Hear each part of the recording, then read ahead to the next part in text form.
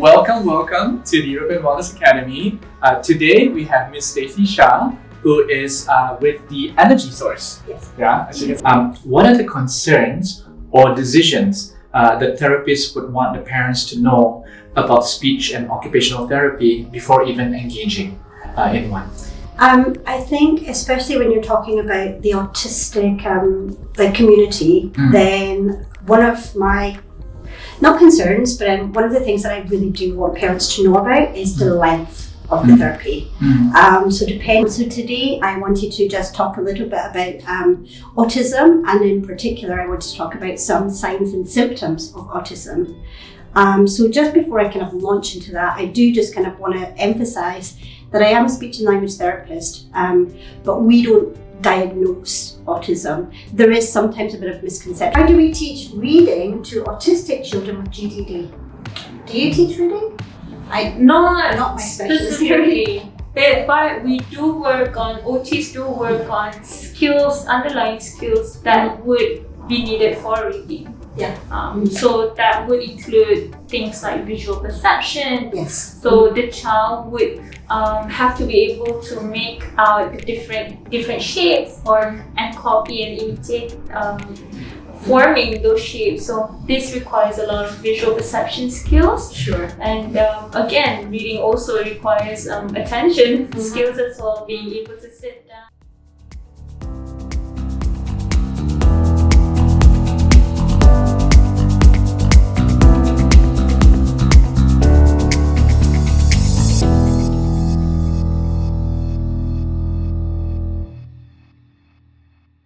Alrighty, welcome back to the final segment of our Autism Awareness Month. How do I put it? It's like a series, if you may, right? Because it's been a wonderful journey. So just to give a very quick recap about the whole series you all would have witnessed. So we started off first with Stacey and I, talking about the general idea of what ASD is and what autism is, and how do you do some basic diagnosis so that you have an idea of whether or not the child that you may be working with or that you're very close to may exhibit certain symptoms, and you just want to get that clarified, right? Yeah. And get it checked out. And then once you do that, the next step would be, of course, getting the intervention that is needed. You can reach out for the therapist to come and help, whether it's an occupational therapist or a speech and language therapist or even a physiotherapist for that matter. So all of these therapies exist in an ecosystem, that all of us who have children who are ASD, or who may know of friends or family who have children with ASD, and we can just say, look, there is an ecosystem here that you can access, very easily actually, Yes. and sort of just get the help that you need, and the help that your child needs moving forward, right? Yeah. So we've done that segment, and then the second segment we did was more towards talking about some of the signs, right? Yeah, so I'm discussing the kind of signs and symptoms that a therapist would look for. So when the child comes, if a parent is curious as to whether or not the child may be on the spectrum, then just some signs and symptoms that you can look for as parents, that you can then kind of relay to a doctor if you then need to go to a developmental pediatrician. So that was covered, and also I think you did the myths, right? The myths of ASD. Yeah, so talking about those things that you find on Google quite often, these kind of myths that kind of really cause a lot of stigma about ASD, which obviously I was trying to just disprove some of those myths, because obviously they're myths, they're not facts. Correct, and I think the two things that in that segment that really stood out to me was, some parents thinking that by just changing the diet of their child, they would see an immediate recovery, right? Like, I took my child off gluten. Oh, boom! Suddenly, everything goes back to normal. It doesn't. And the scary part is some people actually would subject their children to all sorts of bizarre dietary modifications, thinking that that's the be all and end all of therapy. It is not. There's more to it than that, right? Yeah, and one of the important things I mentioned there was I'm not saying that your child might not have, intestinal difficulties. If they do, then seek professional, advice from a doctor. So yes, some children who are on the spectrum may be on a gluten-free diet because they have some difficulties with their stomach, and particularly like processing yeast. However, not everybody. So therefore, it was a famous celebrity who came out and said that gluten-free diet, cured my child, and so things like that just don't help. Correct. So we don't want individuals or parents, especially who really want to find solutions, like viable working solutions for their children, to just literally go online and just pick up random stuff and then experiment on your children. This is highly non-advised. Yeah, and it can also be very costly. Like these kind of hacks, it's very expensive. Like they're not cheap, and they're selling you a promise, and it's a promise they can't keep. Correct. And so that's why that segment was done, to debunk, certain myths that have been put out there. Another one that I think the last question actually that you did that was really good. What was that again? Question number 8. Do you recall? Oh my goodness, sorry, off the top of my head, no. Okay. I talked about it's curable. I talked about the gluten-free diets. I talked about the fact that they'll never. Some children on the spectrum would never talk. I think I talked about intelligence. No. Now I recall. It was the one that says children with ASD have no feelings. Oh, that that have no feelings. They do not relate to people. Yeah, that was the one that really hit home for me as well, because everybody has feelings, literally. Even our pets have feelings for that matter. So when you say a child with ASD has no feelings, I think that's just horrible. They do, and it's just because they can't relate those feelings to you in a way that you would expect that feelings to be relayed back to you, doesn't mean that they don't feel, right? And I think when you discount that out of the equation, you tend to, in a way, dehumanize a child with ASD, and I think that's something that's really quite terrible to do. It's very, very sad, yeah. And you have to remember when you see specifically like children who might be on the spectrum, and what they have, we call it sort of challenging behaviours or difficult behaviours.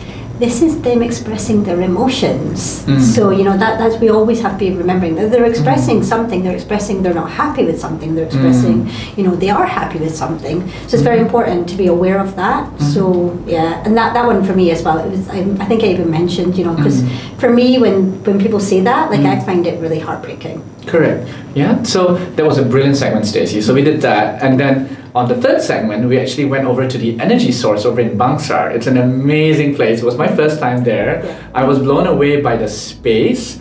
So I spoke to the founder, Joanna, right? And she literally, was telling me that she, did the whole thing from scratch. It was a corner lot, they tore it down, they rebuilt it up, So the ceiling, is extremely high, which is great, so it gives you that space. And the rooms are very well utilized, and I really love the gym, with the colors, and then they even have like a flying fox there. I was like, whoa, get out of here, are you serious? I want to do zip lining across, and then they have all sorts of stuff that really engages children, with ASD or not, I would like to be there. Yeah, it's fun. It is fun, and so the key part about centers like this is that learning is an interactive process. It's not something where you need to sit down and you need to focus on hours and hours to sort of get across to the child. And I think this is one thing that parents would really appreciate. That you're not sending your kids to disciplinary camp. You're sending them to somewhere where they will learn through play, right? That's the whole concept of it. Yeah. Because I think for all the therapists, and Joanna specifically, her philosophy is about engaging children and the fact that children do learn from play. And she, while you were there, there's not many tables to do tabletop work in our whole centre because Joanna doesn't really believe in it. Of course, we always have to do it for some things, but then a lot of it would be interacting together on the floor. You guys came to my room, and I told you as well, I'm always just on the floor doing therapy, because you engage children better. That is their, their occupation, as Nurul had mentioned. Yeah. Children's occupation is play. Correct. So, yeah. Yeah, lovely. And then, of course, we got to have a session with both therapists as well. We had an occupational therapist, Ms. Nurul, which you have seen in segment 3, and also, of course, Stacey being the principal lead speech and language therapist. So, we had two experts, in the field, sort of sharing their real life experiences, working with, different groups of children, because autism spectrum, right? It's a spectrum. So you have different categories. So they've worked with, I think, quite a lot of categories over the many years they've been in the business. So, end of the day, it's about, again, reaching out to experts such as these, who would then be able to guide you through, from step one, and the next step, because it can be very overwhelming for parents, who, upon a diagnosis on your child, you start to feel like, oh my gosh, what do I do? It's very overwhelming. I don't know where to start. I want the best for my child because he or she is my child. It's just that he or she has this condition that I need to work with, more vigilantly. So that my child would then be able to have how do you call it, the quality of life that I would want for as a parent for my child. So again, it's due to this overwhelmingness, the whole idea is having experts hold your hand, guide you through the process, even impart knowledge that you can then take back and practice in your own homes, certain techniques that you can work with your child, because end of the day for ASD children, it's about repetition, right? It's about consistency. So if you can do these activities at home with your children, then you would get to see better results, in a much shorter time actually, compared to if you just let them be on their own, right? So that would be the third segment. And so today, the last segment would be a nice ribbon, if you need to wrap up the bow which we talk about case studies, right? Case studies that Stacey has worked with over her many years in practice, of course, to protect the privacy of the children, no names are mentioned. We're just going to discuss mainly gender, rough age factor, and also some of the conditions that they came with, and how OT, which is occupational therapy, and SLT, which is speech and language therapy, together with even physiotherapy, has helped them, literally come full circle, in self and personal development and mastery, right? So, without further ado, maybe let's split them down by segments. Maybe we could talk because I understand, Stacey, that you mentioned that ASD is more common in males than in females. Yes. Yeah. So what we'll do is maybe we'll cover that second. Let's start off with females because it's a bit more rare, and I think you mentioned earlier as well that it's a bit more difficult to diagnose. Yes. Yeah. Yes. So we'll start off with the more unique cases first for females, and then after that we'll go into males. And I think most of us would be able to then take it from there. Sure. All right. Sure. So let's talk about females and how does it manifest and how do we observe it and sort of. So we'll start off first with mainly. Maybe a little bit on the diagnostic bit, like why do you say it's more difficult for females? And then we'll go into the second part, which is some of the work that you've done, with females and how that has worked out. Yeah. So one of the factors with diagnosing a female with autism spectrum disorder is that they are very good at masking their symptoms. So especially if you have a sort of, higher functioning child who maybe goes to mainstream school and is, would be sort of typically what we would previously think about as maybe like an Asperger's child. So, very high functioning, they are able to kind of mask their symptoms and kind of blend into those societal norms, and because of that, it actually makes it very difficult to pick up some of those signs and symptoms that I harped on about for however long, because they're hidden, they're hiding those signs and symptoms, and so it usually takes a little bit longer than you can find. I mean, obviously. This is kind of quite a generalization. I'm not talking about every single child. You have children who, sort of more level 3 who are lower functioning, and it's very obvious to see straight, from very young age. What I'm talking about is typically girls they're very good at masking those signs and symptoms to kind of fit in. So that in particular makes it very difficult to diagnose, and so the diagnostic process for girls would tend to be a little bit longer, because we have to really kind of, figure out what's happening. So that's the essential, that's the difference. I guess boys aren't really as good at hiding those signs and symptoms. So just sort of put it out there, right? But I'm just curious, like in your line of work, being for so long in the industry, like have you encountered a situation where there was a misdiagnosis? For ASD. Do you mean misdiagnosis as in not being diagnosed, or misdiagnosis as in being diagnosed incorrectly? Being diagnosed incorrectly. I have had Personally, I've had children, and this is boys and girls actually, who do have a diagnosis, who have been diagnosed very, very young with autism spectrum disorder. The parents have disputed, and then, you know, I've had them suggested to wait and we'll kind of monitor and then go back for, you know, reevaluation by a developmental pediatrician or a psychologist. I've had that situation where the parent is very adamant that the diagnosis is incorrect, but I've never, touched wood so far, had somebody who has been diagnosed with autism spectrum disorder who then has had that diagnosis reversed. I have had children, and I think I mentioned this last time with Nurul, I have had children who have been diagnosed with GDD, global developmental delay, when they're very, very young, and then later on that diagnosis has been turned into, okay, this is autism spectrum disorder. So I have had that way, but from my experience personally, I've never had anybody been diagnosed and then had that reversed. Okay. I've seen people adults get diagnosed, you know, with autism spectrum disorder at the age of 30, 40, you know, and especially women because they can hide it so well. So that can happen. So you might not get a diagnosis, but personally I've never seen, it might happen, but I've never seen it being reversed. Okay.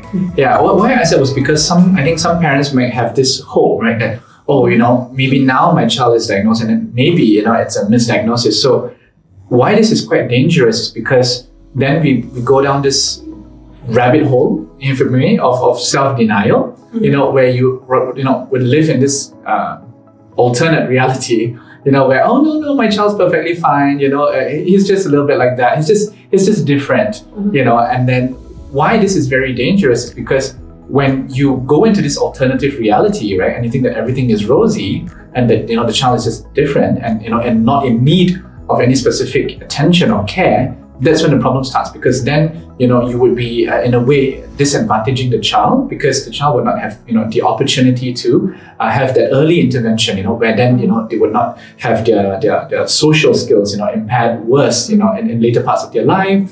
Or, you know, even if, let's say, they could have gotten into situations where it might even escalate into something like, you know, like you mentioned the last round, where there was epilepsy and other stuff like that would come out, that would have... Comes later. Yeah, later, right? That would have permanent damage on the brain structure. You know, all of that would come because, again, you know, maybe the parents or the guardians may not want to face with that reality, you know. So it really starts off first, you know, which is why we even started this project in the first place, which is first creating awareness about what ASD is, you know, and once that awareness is created, it's about that acceptance, right? It's like, okay, you know, I'm coming to terms with it. And then comes the next big step, which is, what do I do next? You know, who do I see? What help do I seek? You know, where do I start? So when you start going down that route of asking questions of what to do next, you're on the right track. You know, as opposed to, you know, if I just don't think about it, if I pray over it, you know, if I wish it away, you know, these are all great, you know, because these are all methodologies that you can use as a parent, as an adult, to come to terms with that. But it will not in any way help your child, because your child still needs proper assistance, proper intervention, you know, proper treatments for them to, in a way, you know, recalibrate themselves, you know, so that they become functional in society, right? And that's what we want. Yeah. Could I just jump in and just put 2 points? Sure, of course. So the first one was sort of earlier we're talking about, like they think that maybe, you know, the autism will go away. So this is one of those myths that I had to debunk, and that is basically it's a neurodevelopmental disorder. It's for life. It's never going to go away. It's never going to be cured. Maybe in the future they might find a magic pill. I don't know. But at the moment, no.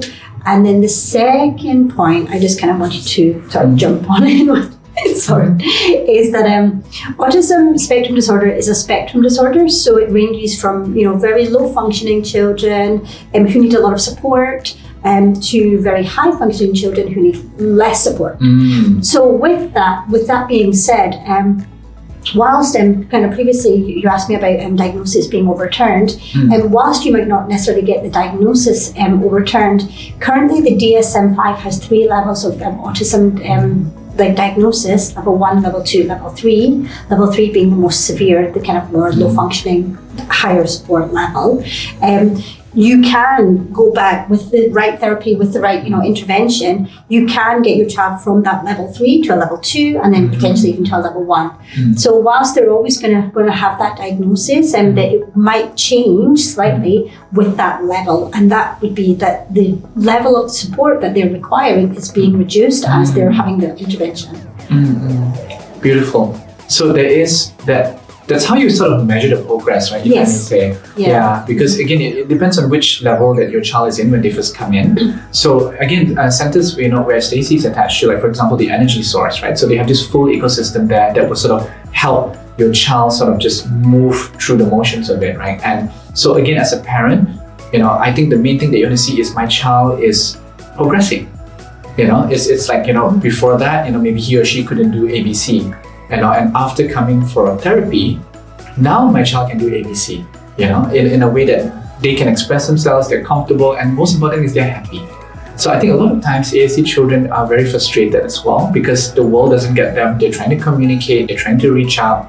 We're not getting it, and we interpret it as bad behavior. We interpret it as, the child throwing up a fit, and then we think discipline is the way to go. It is not.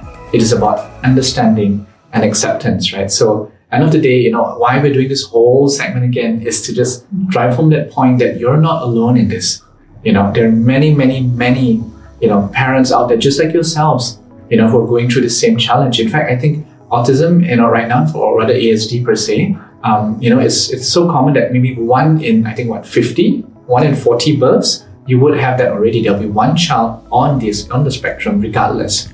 So the more it becomes, it's becoming a norm, as we speak, and therefore it shouldn't be something that should be stigmatized and say, oh, you have that, because if 1 in 40 children have it, it's a norm, and the sooner we accept it as society and we not just empathize, but also we work with individuals, because some of these ASD individuals could be very, very talented, either musically inclined, and you've covered that in the myths as well, and some of them may not be, but they have their own gifts as well. Not every person is Rain Man, not everybody is a mathematical genius, but your child is special in their own ways, and it's our joy, and our privilege as parents to discover, those qualities in our children, and cherish them, and grow them, right? It's just like, for example, if, that your child, maybe your non-ASD child, for example, is very talented in art, but the other child, is better in swimming. It doesn't mean that both of them are polar opposites. In fact, if that's their interest, you should, as parents, invest in that.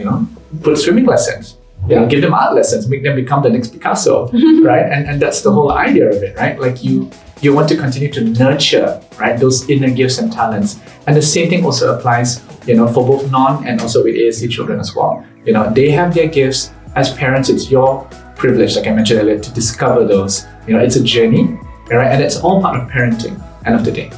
Yeah. Absolutely. So let's talk a little bit about, you mentioned, so we talked about girls being a little bit more difficult to diagnose. Maybe Stacey, you could give us some insight about some of the female, children that you work with, and how, like maybe we can discuss a bit of before they came in, what were their abilities, and after, they had intervention, from not just yourself, but also, the other colleagues that support in this journey. How has that really helped that child, acquire new skill sets, that would be really beneficial for their day-to-day life?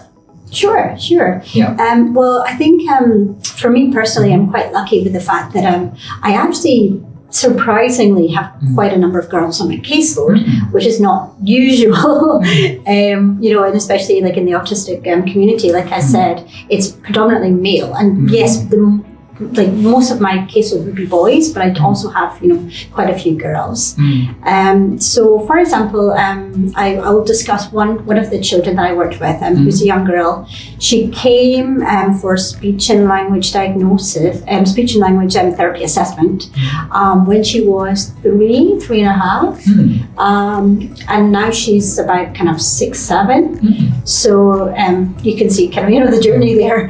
And I remember remember, so the parents came to me and they had been to a developmental pediatrician, and this is one of those cases where parents are maybe in denial, so they never informed me of any diagnosis.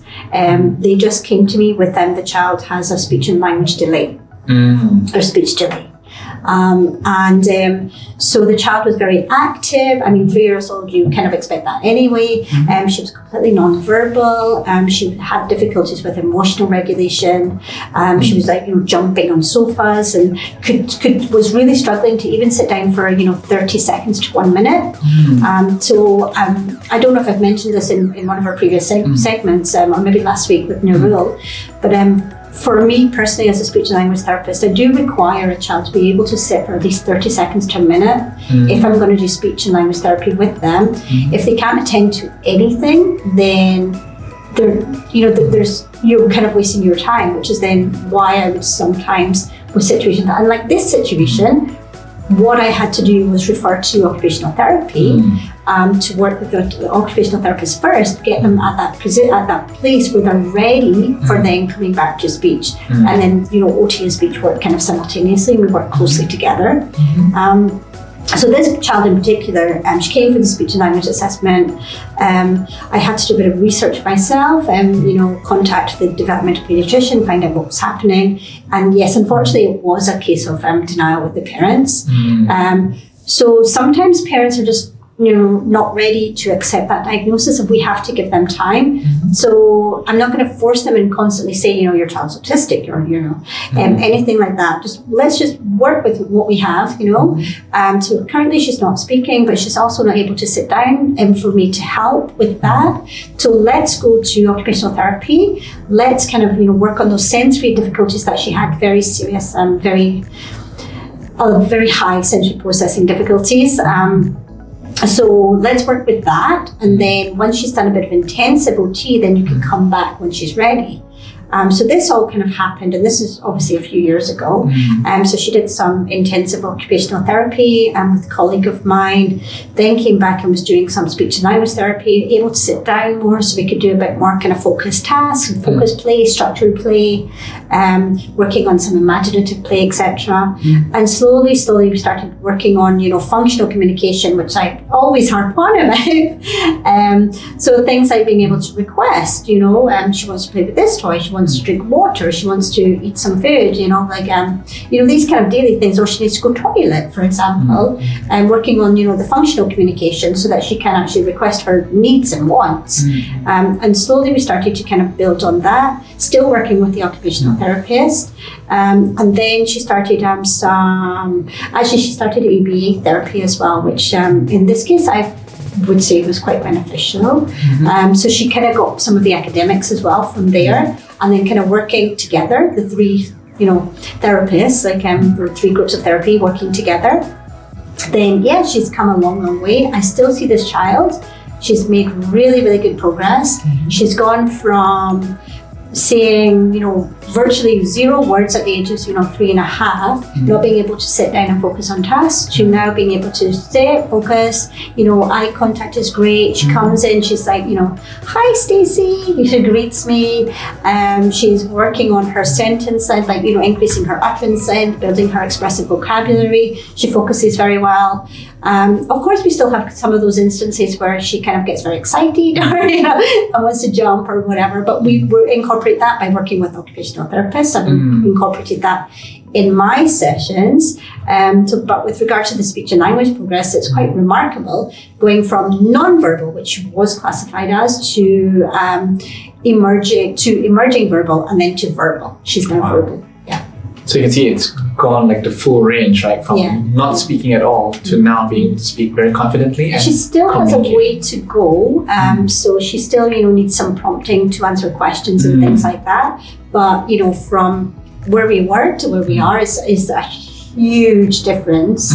So. And this took, if I'm not wrong, you mentioned she came at 3.5, so now she's at 6, so it's about 2.5 years? 2.5, 3 years. To get there, right? Yeah, and bear in mind this is level 3 autism, and also very complex sensory integration, sensory processing difficulties. So you kind of got both things working together. And she had to stop. she couldn't do speech and language therapy for some of that time because she just wasn't ready. There was too much going on with the sensory processing difficulties. So yeah, probably around about 2.5 years of speech and language therapy input. Lovely. So again, parents, it is a process, that sort of gets your child through it. So again, like I think what we shared in our previous segments as well, there's no such thing as, I come to 5 sessions, and then I'm fine. It's not like a magic pill, right? You just sort of pop it in and then everything goes away, because it doesn't, right? And the whole goal is, again, consistency, and also being, I think, an active part in it as well, because I think probably within these 2.5, 3 years, the parents were also doing a lot of homework with her, right? Yes. Yeah. Mum especially is absolutely wonderful, and she takes on board everything.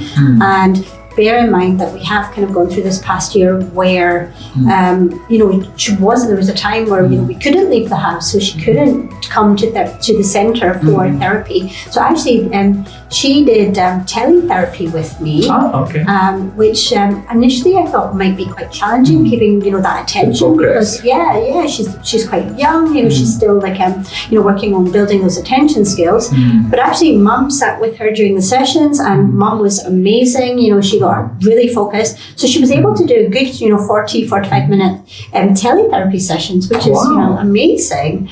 So even throughout the pandemic, the parents were so on it, so good, that they managed to continue her therapy throughout this this past year, where it was a very, very difficult time. So. You can imagine, even for us, right?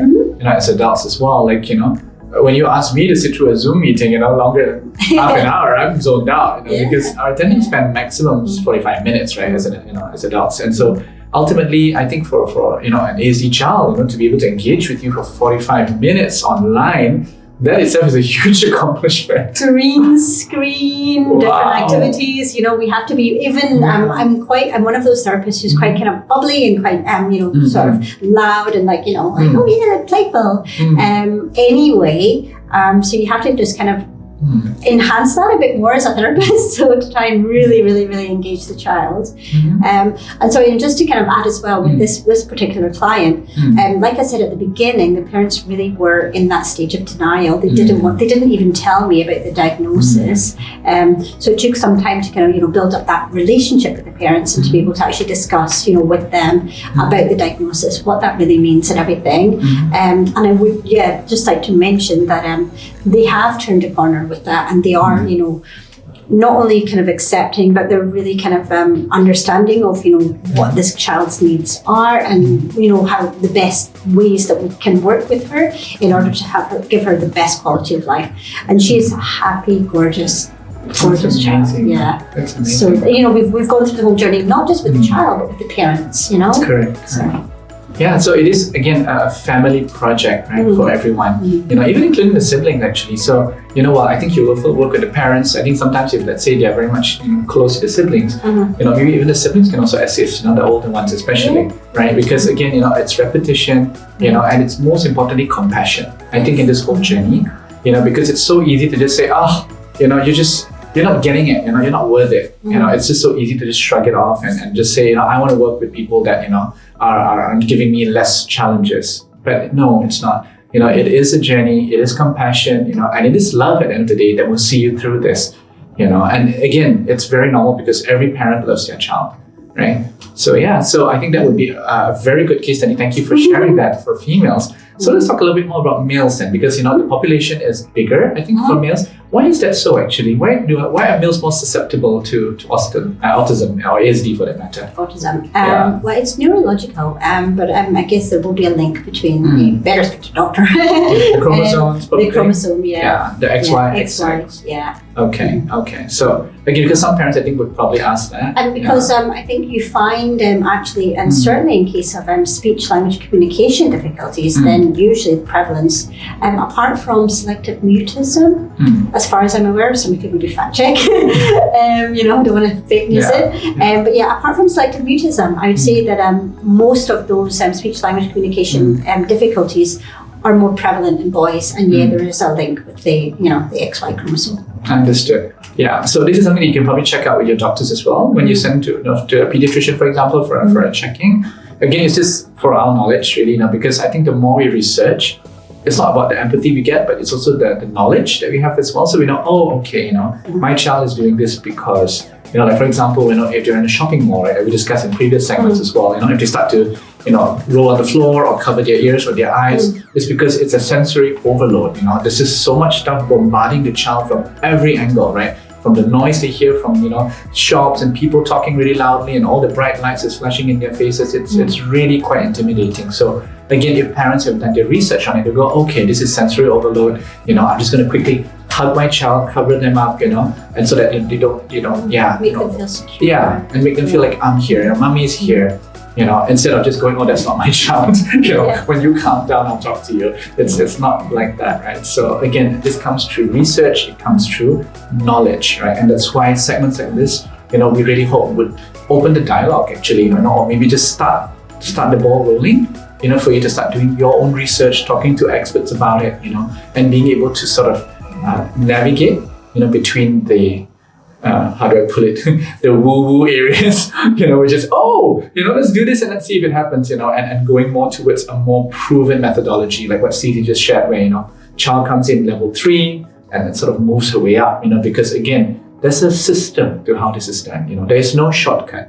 There is a system though, you know, and if you follow the system, you follow the process, it's a very high chance, you know, your child will move up the ranks, and that's what we want as well. Absolutely, yeah. Okay, thank you. So now let's talk about males then. You know, so we've talked about, you know, chromosomes being a fact, but of course we need to fact check that. You know, we don't go around, you know, next minute it's 5G that causes this. You know, we don't want to go down that conspiracy theory route. So let's talk about facts again, which is your personal experience working with male children with ASD. Like, do you think it's more challenging working with males than females?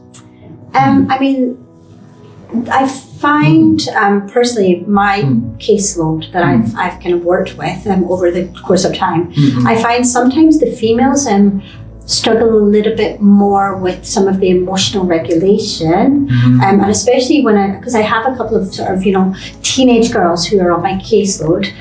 So then we also have to remember that you've got hormones as a factor.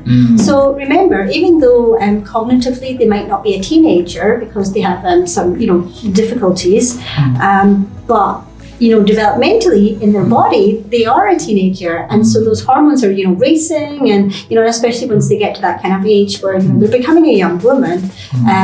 So that in itself can be a little bit challenging, just as it can be for males. And same thing happens, you know, and because I've worked with, I've been in Malaysia now for 8 years almost.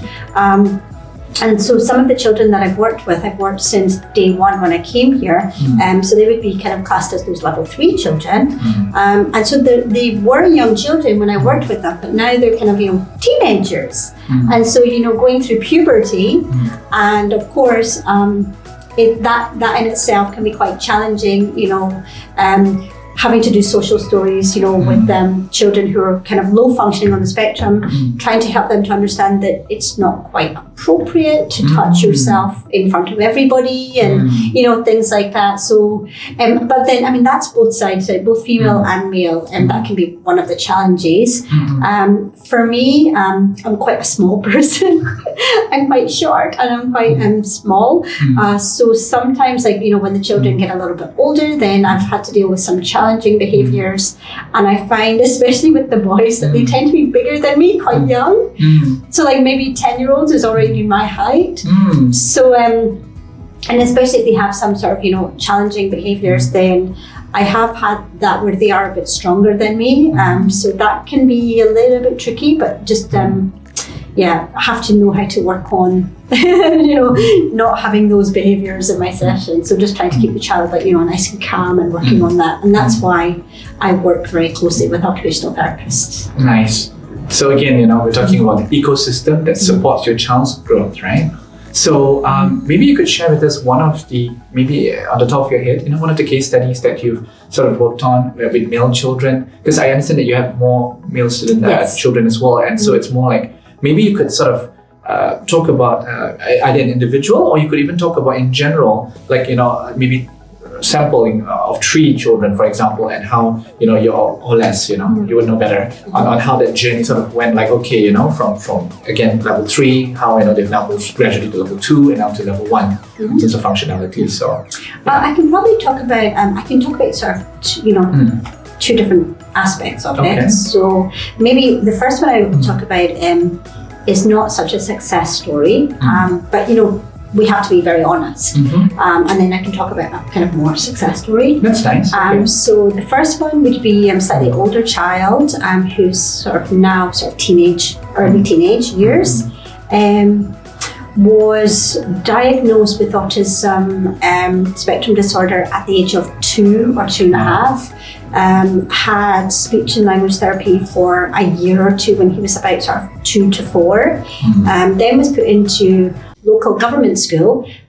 So I should just backtrack and just say level 3 diagnosis.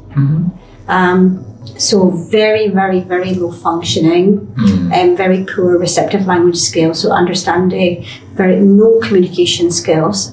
So had speech and language therapy for 2 years, was then put into government mainstream school where, of course, you know, and, you know, because bear in mind he's also a teenager, so this is, you know, 10 years ago, almost. So he was in this large class with however many people. He has serious, you know, sensory processing difficulties, was just put to the back of the class and basically ignored. And yeah, there was no intervention done. So then kind of fast forward, so there was nothing until that time. Fast forward a few years, so then he was seeing, I think, ABA therapist maybe, from about the age of about 7. So you've lost that early intervention period because there's been no intervention from about the age of 4 to the age of 7. So you've already lost, like, you know, substantial time. Yeah. And I think one of the things that I do like to mention is those critical years, which is, you know, from birth to 5. That is your critical developmental years. And so bear in mind, you know, a big chunk of that's been lost by not having therapy. So then went to ABA therapy and then came to me, must have been like 3 years ago, for speech and language assessment. And again, parents not necessarily in denial, but not necessarily fully accepting either of the child's capabilities. So this one is a bit tricky as well. So it came to me, so completely nonverbal, very, very, very low functioning child, a lot of challenging behaviour. Already kind of quite a big boy, so already a little bit bigger than me. Scratching, biting, you know, kind of hitting, things like that, not toilet trained. So you can see, you know, so came to me for speech and language assessment, again referred to occupational therapy because we need to work on like daily living activities. Parents did this for a while. I tried to recommend that they go to a special education centre for him as well. So for educational wise, then, you know, he's too old now for your early intervention programs. So let's send him, let's have a look at, you know, special education schools. So I recommended a few, but unfortunately, I think the parents went to visit one of them with the low functioning children. They didn't think that their child was on that level, and so they didn't want to send him. So then he was homeschooled. Then therapy stopped because of, I don't know why, therapy stopped. So then you've got another gap, and then therapy resumed for a little bit, just before the pandemic, and then of course pandemic hit, therapy stopped again. Then therapy resumed at the end of the pandemic, or well, you know, sort of later on when things opened up a bit. But then because of the challenging behaviour, then therapy had to stop again. So you can see that start, stop. It's not healthy for the child. Yeah? It's not healthy for the child. There's no consistency. They've tried this centre, but with a child like this who is level 3 on the spectrum, you know, you can't put a child in a centre for 2 months and expect, you know, the world to change. It takes a long time. So I always recommend at least 6 months with a child of that level. Give it at least 6 months, and if there's no progress whatsoever, then look at changing. However, this is not one of, you know, it was sort of 2 months here, 2 months there, 2 months there. There's no progress, so we change. There's no progress, so we change. There's no progress, so we change. This is one child who I strongly advocate for alternate augmentative communication system. So that would be something like using an app or picture exchange communication system to give him an expressive output. But one of the myths that I can't remember if I did debunk this one or not. I think it was on my list. It would be very high up there. Is that things like PECs will cause my child not to talk. Yes. There's a lot of evidence to the contrary, and it helps enhance communication and it helps enhance verbal communication. There's a lot of evidence for AAC and the fact that it does help your children. Here in particular, I find there's a lot of stigma, so the parents were not really on board with that. So therefore, I couldn't even work with that. So that at that point, then it has to be okay. It's not working. I have a good relationship with the parents, but our goals are not aligned. It's not really working. We're not kind of on the same page. So I stopped working with the child last year. Because you realized that you probably couldn't really help them. I can't do if I suggest something and then you don't want to follow through with it, if you don't believe the evidence that I'm showing you that this could work, this would help your child communicate and reduce those frustrations, reduce those challenging behaviours. And sometimes it happens, and I understand it's very difficult, it's very trying, and especially through a pandemic. But I just want to kind of highlight, the reason I brought up this one is because I just want to highlight that the case where you do that kind of start-stop therapy, or you don't give enough time for the therapy to sort of yield results, then you're really just setting your child up for failure, and you're not assisting your child, you're not helping your child. All those changes are not good for your child, especially children who are on the spectrum, who do have kind of a bit of that rigidity and don't like so much change. So it's not beneficial for them in any way. And you're actually, I think we discussed as well, if they do have to stop therapy, then children tend to regress. So every time you then start again, you're kind of starting from here. So even just changing therapists, you're starting from here, and then you have to then start, so you're never really building upon that. So that, unfortunately, is one of those kind of extreme situations where I've eventually had to just kind of stop therapy. We're not on the same page. As far as I know, the boy still is receiving some intervention from occupational therapy, which is good. Actually something. Yeah, absolutely. Okay. So now moving on to the part when we're talking about, so we've talked about the sad part that didn't really work out because, again, lack of consistency, parents, in somewhat of a denial mode. And of course, again, the child being moved, right? So even, for example, if you're talking about, I think children in general, for that matter, when I had to change school when I was younger, I found it quite traumatic because I've already made my friends, I'm already familiar with my classroom setting, I know where everything is.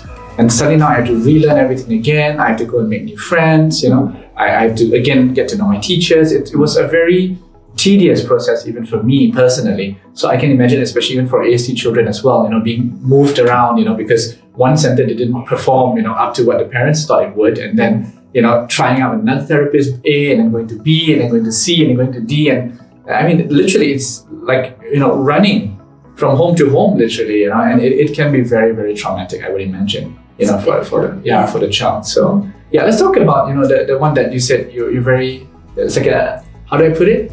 The results were something that you were very happy with, and the parents were very happy with as well. Sure. Well, I could probably, there's a few. You can pick the few ones that you're nice. But I think I would rather kind of contrast with the previous one and talk about a child who came to me, at a young age and has had consistent therapy. So, for example, I had a little boy who came around, I think it was around about 3, just turned 3, and had just had a diagnosis as well. And the parents were, again, like a little bit in denial, but they were kind of on board, certainly for speech and language therapy. The child was, he was okay, so maybe sort of level 2 diagnosis, but his communication skills were obviously quite lacking. He was very attached to the mother, and he didn't really have a lot of functional communication. So we kind of had a consult with the parents. I sat down with the parents, we talked about therapy, what to do, how to proceed. The boy started speech and language therapy, and immediately, at this point, there was a few things that kind of signs and symptoms that I was kind of like, okay, there's a couple of things like sensory difficulties that I'm kind of noticing. Like if he got upset when he didn't get his own way, he would like take off his socks. Oh. He'd be irritated by his socks. Or if you, for example, if he was really upset and I said to him, can you please stand up, and I would touch him, on his t-shirt, on his sleeve, then he would, brush it off. So things like that could be, sensory processing difficulties. So as I kind of started my speech and language therapy, then I noticed some of these things. So again, I'm not an occupational therapist, but I work with them, so I can sometimes see some of these, indicators that I'm like, maybe we need some, and I think so, W-sitting and things like that. So maybe need some occupational therapy input. Parents weren't so on board to begin with. They just were happy with the speech and language therapy. And he started making some progress with that, quite fast actually. He was already coming into the room, requesting like what he wanted to play, coming into the centre, being like, hi Stacey, like greeting me spontaneously. So already quite fast, within a few months, that we started seeing nice progress with the speech and language skills. But then, like I said, I noticed some of these kind of sensory processing difficulties, and so then I kind of slowly help the parents or guide them, and maybe we need to have this occupational therapy assessment, also because he wasn't toilet trained, and the few things that like daily living activities, daily living skills were not quite there for the milestones. So they went to see my colleague for occupational therapy assessment. They started occupational therapy, and then he's been doing both for the past 1.5 years. So now this child is, he's still, like, I'm not saying he's, completely like, fine. He still has some emotional regulation difficulties, but he can express his wants, he can express his needs, he can have communication, he can have a conversation with you. He starts conversations, he asks questions, he responds quite well to when we ask questions, and even receptively, he can follow quite complex instructions. So that one's a really nice, and again, they had quite consistent therapy, and they did take the break from March to like May or June when we were under MCO. So there was a tiny bit of regression that we then had to kind of get back. But as soon as things opened up and they were allowed to come back for therapy, immediately back on it, and they actually upped the therapy from once a week to twice a week, and with both speech and OT. So therefore you can really see, and so we kind of did more intensive. So he was coming almost every day, like 4 days a week, because he did one. So even then, he'd come in and I'd be there, and he'd have like occupational therapy, and he'd be like, "Oh, hi, Stacey," greeting me, which is really, really lovely. Interactions were absolutely beautiful, and so you can see like that quite fast progress actually. I think started off with a level 2 diagnosis, potentially moving towards level 1. But again, it's just that kind of the parents really accepted that the child needed therapy. They were open when I suggested occupational therapy. It did take a little bit of time to convince them, but they saw the benefits, and they're very happy. The boy's toilet trained now. He can ride a bike now. He can do buttons. He can dress himself. He can put on his own shoes. He's learning feeding himself. So all of these wonderful, wonderful skills that a child needs. Like he's learning these skills, and you can see the progress with that. So amazing. Thank you. Yeah. So again, the whole idea of, again, discussing these case studies is so that for any of you parents, who are thinking, at the back of your head, like, is it really worth investing, into intervention? Is it worth, even signing up for any therapy for that matter? The answer is yes, it is, because again, once you sort of know, again, after diagnosis, where your child stands with your pediatrician, then the whole idea would be development pediatrician, right? Then the idea would be, how do I help my child slowly move up that ladder? Because even, again, for non-ASD children, it is the same challenge as well, because maybe your child could just have ADD, or dyslexia, for example, some learning difficulty, right? Or some learning challenges. And so again, as a parent, with dyslexic children, your next question would be, how do I teach my child, sentence construction? How do I teach them how to string words together, and stuff like that? So every milestone that you have with your child, and suddenly, at the end of the tunnel, you're like, my child now, can write beautiful prose, can do nice, constructive sentences and flowing sentences, and and now they're building on their vocabulary. So again, this is just how I think even parents with non-ASD children would be joyful that there is that progress, because at the end of the day, I think humans want to see that the effort that I'm putting in, not just financially, but also in terms of your time, your commitment, and your dedication, pays off at the end of the day when you see your child moving up towards functionality, right, and being able to again just care for themselves moving forward, and that's I think what every parent wants. Yeah, great, absolutely. So I think that would sort of wrap up a little bit more of our segment for this month, the Autism Awareness Month. So I'm really thankful for all of you who have been staying tuned with us, right, since the first series, the first episode actually of this, all the way to where we are right now. And again, if you have any questions, please feel free to get in touch with us, at the Energy Source or at the European Wellness Academy, where we are more than happy sort of just reach out, and speak to you and sort of see how we can sort of guide, you through this process as well, because you're not alone in this. We are here to assist. All right. Absolutely. Yeah. So again, thank you so much. Stay tuned, and there'll be more exciting content from Stacey coming up, which we will then share with you, because at the end of the day, again, learning is an ongoing process. Yes. For our part, it's all about how much content that we can create, to sort of scaffold your learning, to sort of guide you through this process, because it can be very intimidating, for you as first-time parents learning about the diagnosis and sort of and trying to sift through Google and everything, and there's so much information out there, and trying to determine what's accurate and what's not, what's good, what's not. It can be quite challenging. So we're here to kind of support you with that, with that journey. Yeah. Okay, and with that, thank you so much. Stay tuned for the next episode. Take care and God bless. Bye.